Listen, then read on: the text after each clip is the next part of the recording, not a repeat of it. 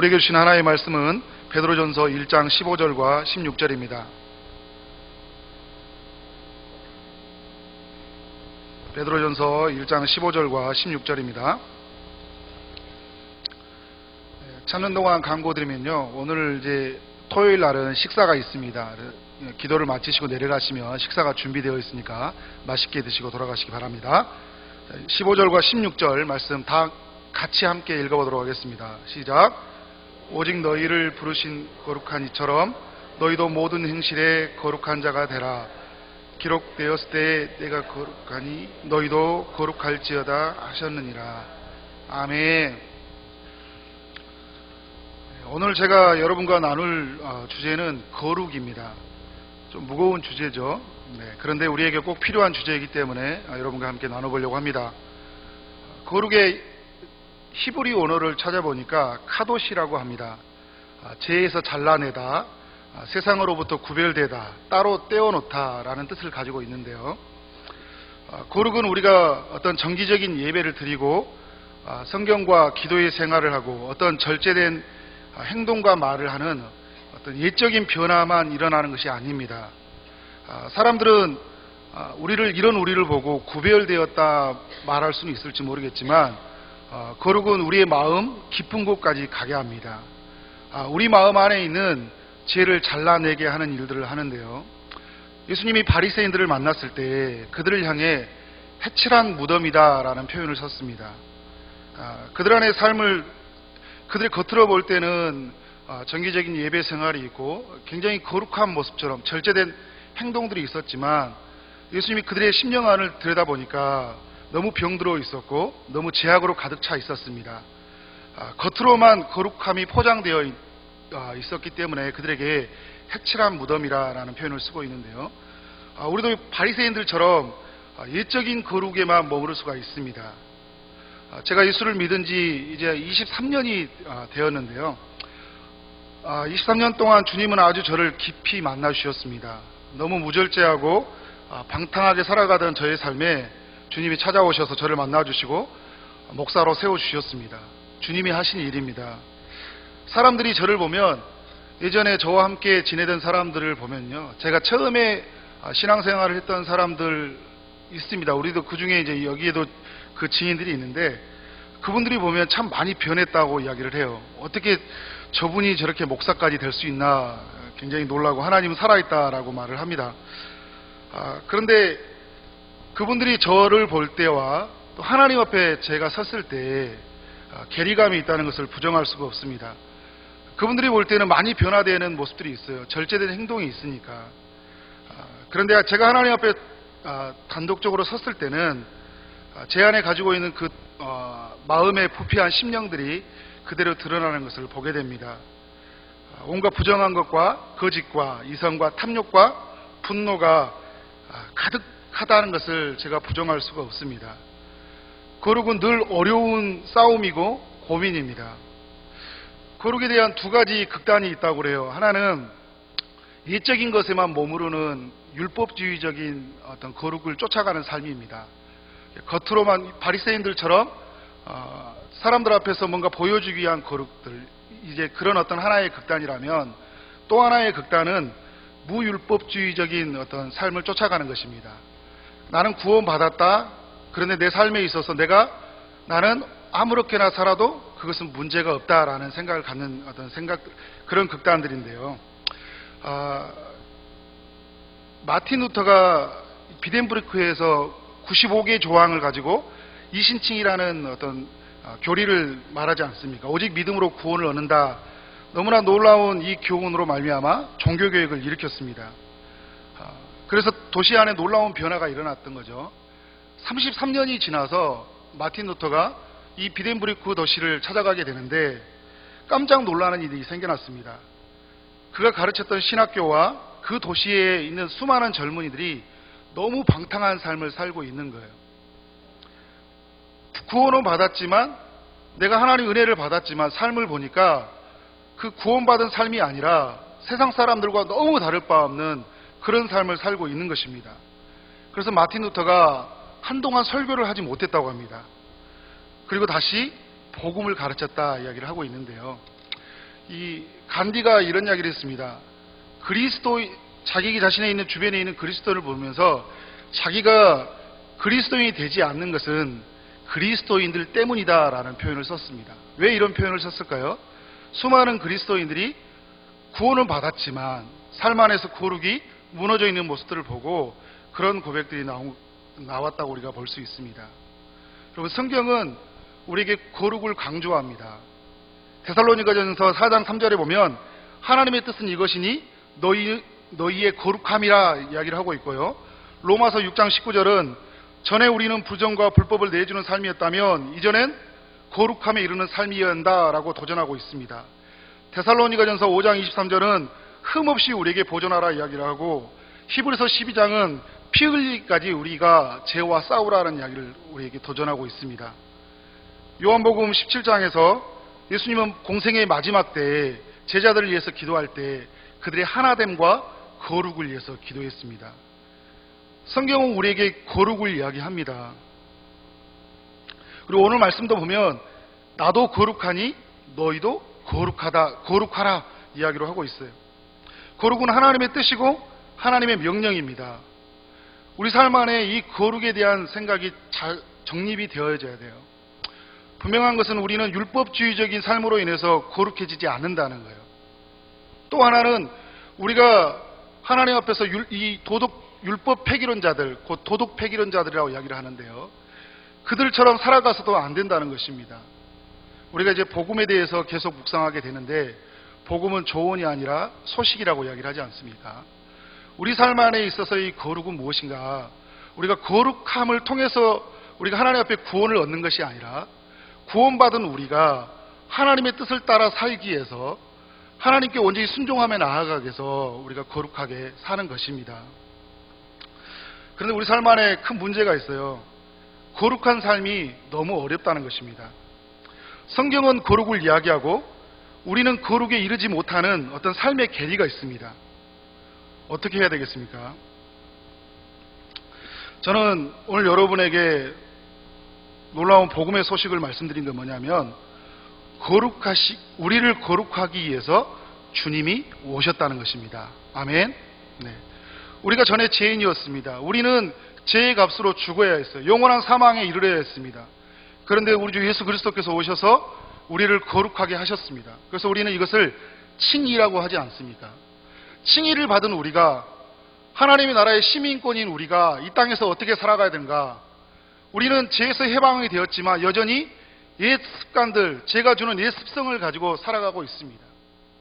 그래서 우리의 삶은 우리가 원하지 않지만 우리가 이 가지고 있었던 죄의 습관에 의해서 죄를 짓는 모습들을 보고 있어요. 근데 우리가 죄의 종노릇하지 않고 살아가기 위해서, 죄를 이기고 하나님의 의를 따라 살기 위해서 누가 오셨습니까? 그리스도께서 우리 가운데 성령을 보내주신 것입니다.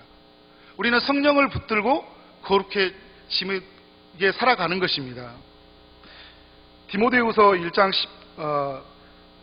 14절에 보면요, 이런 말씀이 있습니다.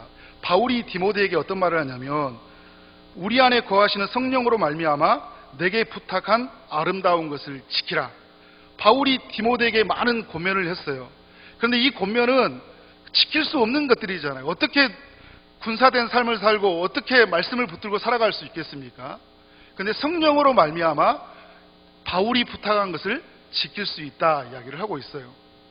어떻게 우리가 거룩한 삶을 살 수 있냐? 그것은 성령으로 말미암아 우리가 거룩한 삶을 살 수 있다는 것입니다. 성령을 우리는 진리의 영이라고 합니다. 요한복음 16장 13절에 보면 그가 우리를 진리 가운데로 인도하신다 이야기를 하고 있어요. 이 말씀이 얼마나 중요한가 하는가 하면, 이 시대를 보면 여러분 진리가 없습니다. 이 시대 사람들을 향해 포스트 모더니즘이라고 이야기를 하는데요, 진리가 없는 세대입니다. 다 자신이 좋은 것이 진리예요. 상대성입니다. 미국에 가면 어떤 도시에서는 동성애를 해도 되고 어떤 도시에 가면 동성애를 하면 되지 않습니다. 어떤 나라에 가면 간통이 허용이 되고 어떤 나라는 간통이 허용이 되지 않습니다. 어떤 나라에 가보면 일부 다처제로 살아가고 어떤 나라에 가보면 일부 일처제로 살아갑니다. 어떤 나라와 사회마다 기준이 다르다는 거예요. 결의론이라는 말이 있습니다. 어떤 사회가 합의한 기준에 따라서 그 사회가 움직인다는 거예요. 사람들이 각 나라와 그 도시가 어떤 합의된 어떤 일치된 기준을 마련합니다. 그래서 우리는 동성애에 대해서 이렇게 허용한다. 간통에 대해서 이렇게 허용한다. 보이지 않는 합의된 기준들이 있지 않습니까? 예를 들어서 젊은이들 안에서 가지고 있는 어떤 혼전순결에 대해 이야기할 때, 혼전순결을 이야기할 때 어떤 합의된 기준을 가지고 있어요. 그것은 사랑이라는 이름으로 괜찮은 것이다. 어떤 그들 안에서 가지고 있는 이 기준이 삶을 움직이고 있는 것을 보게 됩니다. 문제는요, 교회가 세상에 합의된 그 의견에 따라서, 기준에 따라서 산다는 것입니다. 이것을 우리는 교회의 세속화라고 이야기를 합니다. 세상에 만들어 놓은 기준, 이것에 합승해 가는 것입니다. 미국 장로교회 총회교회 헌법에서 결혼에 대해서 이렇게 정의를 합니다. 결혼은 한 남자와 한 여자가 만나서 한 몸을 이루는 것이다. 맞지 않습니까? 그렇죠? 그런데 헌법이 개정이 되었습니다. 한 사람과 한 사람이 만나서 한 몸을 이루는 것이다. 들어보면 맞는 말 같지만 자세히 들여다보면 이것이 얼마나 무서운 말인지를 우리가 보게 됩니다. 누구를 염두에 둔 것입니까? 동성애자들을 인정하겠다는 겁니다. 동성애자들을 인권을 보호하기 위해서 이들을 품기 위해서 이 나라 안에 살아갈 수 있도록 합법화될 수 있도록 문구를 교회가 수정해 가는 것입니다. 이러한 세상의 기준이 있을 때요, 세상의 기준이 상대적으로 어떤 사람에게는 이것이 맞는 것이 되고 어떤 것이 틀린 것이 되어질 때 우리는 어떻게 사냐는 것입니다. 성령님은요, 성령께서는 우리를 진리 가운데로 인도합니다. 하나님의 사람들은 세상에 합의된 기준에 따라 살아가는 것이 아니라 우리 안에 계신 성령님은 진리를 향하게 만든다는 거예요. 그래서 수많은 종교개혁자들, 하나님의 사람들이 예침이 어떤 것이었습니까? 성경으로 돌아가자는 거예요. Back to the Bible, 성경으로 돌아가자는 거예요. 그래서 여러분 디모데전서 4장 5절은 우리가 하나님의 말씀과 기도로 거룩해진다 이야기를 하잖아요. 성령은 우리를 말씀으로 향하게 해요. 진리로 향하게 합니다. 그래서 아닌 것은 아니다고 우리를 하여금 고백하게 하는 것입니다. 모호한 기준이 있을 때 우리는 성령이 주시는 그 음성을 따라서 하나님의 말씀에 이르러야 되는 줄 믿으시기 바랍니다. 성령은 진리로 향하게 될 때 이 진리이신 예수님에게 향한다는 거예요. 그래서 여러분, 성령을 예수의 영이라고 하지 않습니까? 예수님이 이뤄놓으신 거룩에 머물게 합니다. 우리가 어떻게 살아가야 되는가, 어떤 삶을 살아가야 되는 말할 때 우리는 이 땅에 살아가는 예수님처럼 살아가야 된다는 삶 우리 고백하게 하는데, 성령님은 끊임없이 우리의 삶을 예수님에게 가게 합니다. 십자가 앞에 이르게 해서 우리의 정과 육을 못 받게 하십니다. 성령을 우리가 거룩의 영이라고 하지 않습니까? 성령 자체가 거룩한 영이니까. 인간은 사소한 것을 가볍게 여기는 경향이 있습니다. 조금 속이고 거짓말하는 것, 양심을 저버리는 것, 조금 규칙을 어기는 것, 이런 것에 대해서 너무나 자유롭게 살아갈 수가 있어요. 그런데 성령님은 우리 안에서 사소하게 여기는 것에 근심함으로 우리에게 다가옵니다. 탄식하는 소리를 느끼게 하셔요. 초대교회 안에서 그 대표적인 사건이 아나니아와 삽비라 사건이지 않습니까? 그들은 거짓말을 했습니다. 약간 속인 거예요. 양심을 속였습니다. 여러분, 이 일들이, 이 아나니아와 삽비라가 이 양심을, 거짓말을 하고 그들이 양심을 속였을 때 그들이 죽어나갔습니다. 그죠? 그런데 여러분, 이런 일들이 우리 일상 속에서 너무나 쉽게 가볍게 일어난다는 줄 아십니까? 우리도 여러분 쉽게 양심을 속이고 거짓말하고 사소한 것은 괜찮다라는 생각이 우리도 은연중에 있는 겁니다. 이제 직장에 보면 ISO 9001이다 환경 품질 기준이 있어요. 제품을 생산하게 되면 예를 들어서 100만 개를 생산한다. 그러면 5개 정도의 불량품이 나오면 이 합격이라는 어떤 판결 기준을 내려줍니다. 어느 정도 허용 수치 안에 들어오면 괜찮다는 거예요. 세상은 여러분 어떤 허용 수치 안에 들어오면 괜찮다라는 생각을 가지고 있어요. 근데 이게 우리 안에 그리스도인들 안에서도 이게 가지고 있어요. 내가 예배를 드리고 있고, 내가 구제를 하고 있고, 나는 어떤 정기적인 어떤 사람들을 구제하고 돕고 섬기고 있기 때문에 나는 거룩한 사람이다. 그래서 이 정도는 허용해도 되지 않나라는 생각을 가지고 있어요. 근데 여러분, 아담과 하와가 죄를 범할 때도 그들이 볼 때는 선악과 하나 따먹는 것은 너무나 사소한 것일 수 있어요. 그때 그 모습으로 돌아간다면 우리도 여러분 그런 모습이 있지 않습니까? 그런데 여러분, 그 사소한 것은 그냥 해도 되고 안 해도 되는 것이 아니라 죽음의 선이었던 것입니다. 우리가 자동차를 타고 가면 중앙선을 넘어가면 되지 않아요. 넘어가면 안 됩니다. 왜요? 중앙선을 넘는 순간 어떤 선입니까? 그것은 죽음의 선이기 때문이에요. 우리가 사소한 것은 괜찮다고 여기는 그것은 하나님의 마음을 근심시키는 일이라는 거예요. 그런데 세상의 기준으로 살아가는 우리는 보면 이것은 괜찮다라는 생각을 가지고, 성령 안에서 성령께서는 우리를 말씀 안에 돌아가게 해서 이것은 아니다라고 말을 하는 것입니다. 그래서 여러분, 예수 믿는 게 참 어렵지 않습니까? 성령님은 우리 안에서 사소한 것을 의미 있게 하시고요, 그리고 우리 어긋나 버리는 것을 교정하게 나가십니다. 성령님은 우리의 혀의 독침을 제거합니다. 야고보서에 보면 우리의 혀를 향해 곧 불이라고 이야기를 하고 있어요. 우리 이 혀를 통해 얼마나 많은 사람들을 힘들게 하는지 몰라요. 우리 혀를 통해 얼마나 많은 사람들을 죽이게 하는지 모릅니다. 사도행전 2장에서 성령이 처음 강림할 때 혀를 통치하지 않습니까? 성령이 우리의 삶 안에 이 혀를 움직인다는 거예요. 독침을 제거한다는 것입니다. 그래서 성령님은 우리의 깊은 내면에 이 부패된 본성 안에 찾아오십니다. 그리고 이 사람을 죽게 하고 새로운 사람으로 살게 하셔요. 그리고 성령님은 우리의 삶에 이 죄를 버리고 의를 쫓기 위해서 기도의 자리로 이르게 하십니다. 그래서 하나님의 말씀과 기도로 거룩해진다는 것은 성령께서 말씀 안에 이르게 하고 기도로 가게 한다는 거예요. 중요한 이야기를 하나 하도록 하겠습니다. 성령님은요, 우리를 사랑으로 죄를 이기게 한다는 거예요. 굉장히 중요한 이야기입니다. 고린도전서 13장은 사랑장이라고 이야기를 하는데요, 고린도전서 12장과 14장은 성령의 은사에 관한 이야기가 나옵니다. 왜 은사들 사이에서 이 사랑장의 이야기가 나올까요? 가장 좋은 은사는 사랑이라는 것입니다.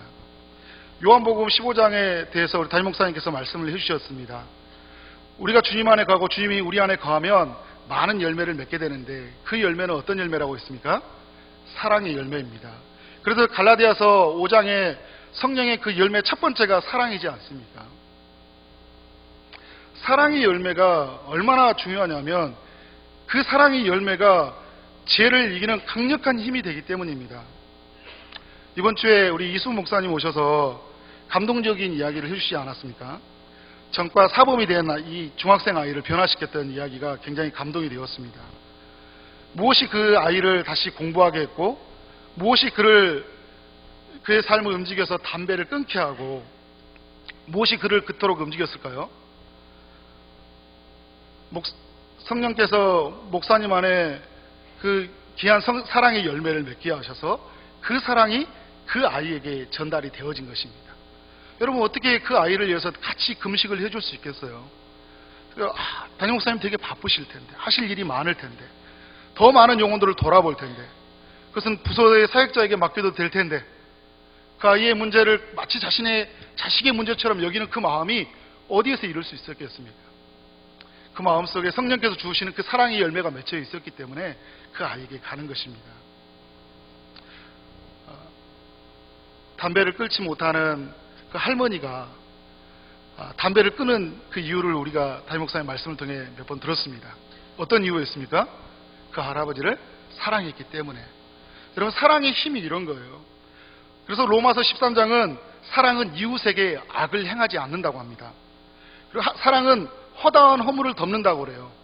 나는 허물을 들춰내고 싶은데요, 나는 그 사람의 내가 당한 만큼 복수하고 싶은데 사랑은 허다한 허물을 덮어버리는 힘이 있어요. 고린도전서 13장은 사랑은 모든 것을 참고 이기고 견디게 한다고 합니다. 그렇게 참기 힘들었고 인내하기 힘들고 죄 가운데 살기가 너무나 힘들었는데 주님의 사랑으로 이기게 한다는 거예요. 요한일서 4장 18절에는 사랑 안에 두려움이 없고 온전한 사랑이 두려움을 내쫓나니 두려움에는 형벌이 없음이라 라고 하고 있어요. 주님의 사랑이요, 우리의 마음 깊은 곳까지 임한다는 겁니다. 주님의 사랑이 우리 안에 있으면요, 두려움이 사라집니다. 제가 찾아오는 두 가지 감정이 있다고 하지 않았습니까? 수치심과 두려움이에요. 근데 주님의 사랑이 우리 마음에 임하면 그 두려움이 사라지는 거예요. 주님의 말씀으로 가까이 가게 되는 것입니다. 그래서 주님의 뜻을 쫓아가게 살아가고 싶고, 그 주님의 뜻을 따라서 연약하고 소외된 사람을 향하게 되는 것이고, 나를 그토록 핍박하고 나를 미워하던 그 사람을 용서할 수 있게 되는 것입니다. 저는 우리 사랑하는 기쁨의 동산교회 모든 성도들이 이 주님의 사랑의 열매를 충만하게 맺어지기를 주 이름으로 축원합니다. 아멘. 이 시대 여러분, 거룩이 무너졌습니다. 수많은 사람들이 거룩을 따르지 않고 있어요. 잘못된 거룩에 빠져 있습니다. 율법주의적인 그 거룩으로, 옛적인 모습으로 거룩을 쫓아가는 사람이 있는가 하면, 어떤 사람은 그 옛적인 거룩마저도 저버리는 사람들이 많이 있습니다. 우리는 또 한편의 어려움이 있습니다. 거룩이 너무나 소중한 것을 알고, 또 성경이 우리에게 거룩을 요구하고 있는데 우리는 거룩한 삶을 살기가 너무 어렵다는 거예요. 그런데 이 땅에 우리를 거룩하게 하도록 누가 오셨다고요? 성령께서 오셨다는 것입니다. 여러분, 이 사실을 꼭 붙드시기 바랍니다. 여러분 스스로 거룩해지려고 하지 마세요. 여러분이 어느 정도까지 거룩해질 수 있겠습니까? 성령을 붙드시기 바랍니다. 성령을 의지하시기 바랍니다. 마지막 제 이야기를 하고 마치도록 하겠습니다. 제가 20대 초반에 예수를 믿었는데요, 저는 잘라내야 될 일들이 제 삶 안에서 너무나 많이 있었습니다. 성격적으로 좀 문제가 많이 있었어요. 전혀 그렇게 보이지 않잖아요, 그죠? 네. 기복이 좀 심했어요. 툭하면 성질내고 분노를 폭발하고, 말이 얼마나 거칠었는지 몰라요. 되게 힘든 사람들은 저에게 찾아왔어요. 제가 욕을 한번 해주면 마음이 치유가 된다고 그래요. 욕을 해줍니다, 제가 대신. 얼마나 욕도 잘하고 성질도 더럽고 제어가 잘 안 됩니다. 정말 제 마음에 뭔가 기준에 들어오지 않으면 가서 막 따지고, 그리고 욕하고, 얼마나 실수를 많이 했는지 몰라요. 실수의 반복이었습니다. 김인주 목사님에게도 제가 몇 번을 찾아가는지 몰라요. 그 어린 청년이 예전기도원까지 찾아가서, 내가 조금만 우리 청년부 안에서 어떤 일이 문제가 생기면 찾아가서 와 이렇게 하면 안 된다고 막 핏대를 올려가면서 제가 하는 대로 되어야지, 안 되면 분노하고 힘들어했던 그런 삶이었습니다. 무절제한 이 저의 삶을 위해서 얼마나 많이 결단을 했는지 몰라요. 그런데 교회 안에 보면 유유상종이라고 저 같은 사람들이 많이 있더라고요. 꼭 그런 사람들이 제 주변에 있고 그들과 함께 어울렸습니다. 근데 그들을 보면 굉장히 감사가 되었어요. 나만 그런 게 아니라 저 인간도 그렇게 살아가고 있구나. 어느 날 그렇게 저 무절제하게 살아가는 사람들과 함께 모임을 가졌습니다. 그리고 우리는 결단했습니다. 그날 이제 우리는 거룩한 삶을 살아야 된다. 그래서 이 마틴 루터가 비덴부르크에서 95개 조항을 만들듯이 우리도 몇 개의 조항들을 만들었습니다. 거룩하게 살기 위해서. 술 끊자, 담배 끊자, 욕하지 말자, 일주일에 한 번은 교회로 오자, 그리고 하루에 감사하는 말을 하자, 욕하지 말자, 전도는 몇 명 하자, 이렇게 해서 이제 중상모략하지 말자. 나름대로 이제 저희가 이제 노트를 하나 만들어 가지고 이제 거룩을 맹세하고 사인을 했습니다. 어떻게 됐을까요? 몇 주는 평화로웠습니다. 몇 주는 평화롭게 지냈는데, 그러다 어느 날에 저희 교회에서 어떤 이제 급한 일이 생겨가지고 좀 급하게 제가 좀 달려가는 일이 있었어요.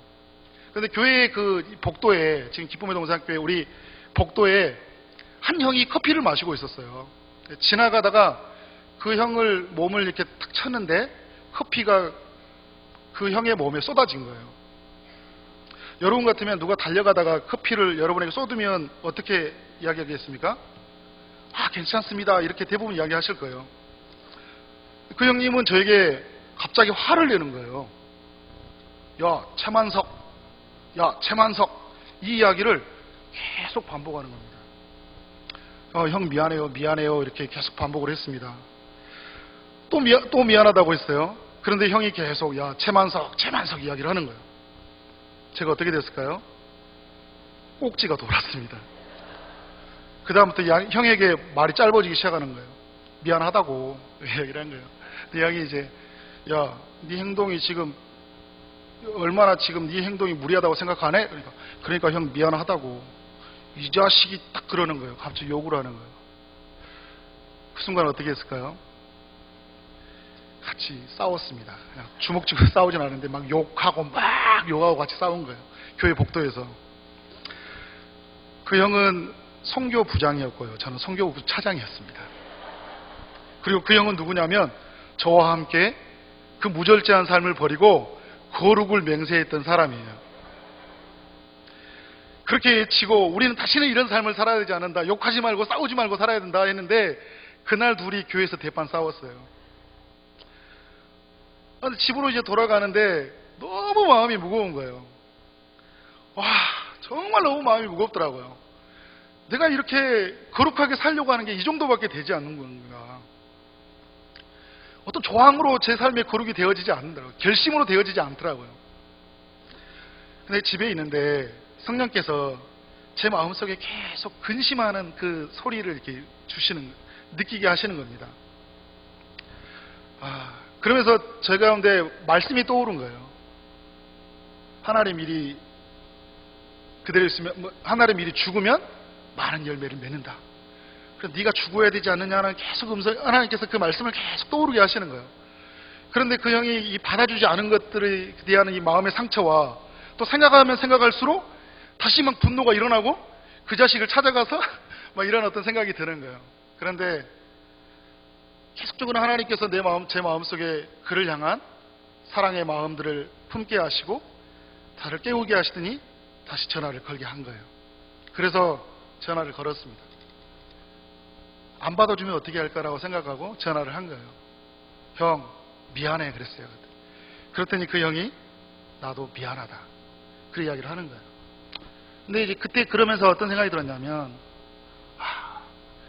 하나님은 나에게만 일하시는 것이 아니라 그 사람에게도 여전히 일하고 계시구나. 성령께서 내가 가지고 있는 이 제약된 모습들, 무절제한 모습들, 아직도 거룩을 쫓아가지 못하는 모습들, 이 내 안에 아직도 그 이기적인 본성 안에 가득 차 있는 것을 들춰내고 하시고 그것이 아니라고 말씀하시면서 동시에 그분에게도 그런 일을 행하는 거예요. 저는 이후로 어떻게 살았을까요? 또 실수하고 또 실수하고 반복하고 살았어요. 그런데 제 마음속에 어떤 생각이 들었냐면 하나님의 이 거룩은 내가 이룰 수 없는 것이다. 내가 성령께 내 자신을 굴복하고 끊임없이 성령을 찾고 성령을 의지하고 나아갈 때 성령께서 이 부족한 삶을 인도하셔서 하나님께 이르게 하고 하나님의 사랑으로 충만하게 하셔서 그 사랑의 열매를 맺어가게 하신다는 것을 순간순간 경험하게 왔습니다. 그래서 그런 것들을 경험해서 이 자리까지 왔지만 여전히 제가 처음에 여러분 서두에 말씀해 드렸던 것처럼 지금도 거룩에 대한 이 싸움은 계속되고 있습니다. 전에는 말의 문제였다고 생각했어요. 전에는 무절제한 어떤 행동이라고 생각했어요. 그런데 제가 예수를 깊이 알아가면 알아갈수록 제 안에 그 마음속에 그 부패된 본성, 옛 습관들로, 옛성으로 너무 가득 차 있는 것들을 보게 하는 거예요. 주님이 하신 것이죠.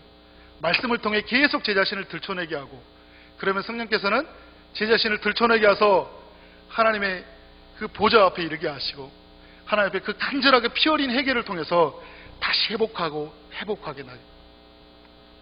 저는 우리 기쁨의 영상교 모든 성도들이 이 성령님 안에서 이루고 가신 이 거룩함들, 성령님이 주는 이 자유함들을 누리고 살아가기를 주 이름으로 축원합니다. 이 새벽에 성령을 구했으면 좋겠습니다. 성령의 충만함이 있을 때 여러분 삶 안에 거룩이 있습니다. 여러분 성령의 충만함이 있을 때 여러분은 독침으로 말하는 혀가 되지 않고 살리는 말을 하게 될 것입니다. 성령이 충만할 때 여러분은 누군가를 용서할 수 있을 것이고 누군가에게 사랑을 전달할 수 있을 것입니다. 하나님 이 새벽에 우리에게 성령을 부어 주옵소서. 넘치도록 부어 주옵소서. 죄를 이기게 하여 주옵소서. 하나님의 사람으로 살아가게 하여 주옵소서. 우리 그런 마음 붙잡고 우리 주의 이름 부르고 기도하며 하도록 하겠습니다. 주여!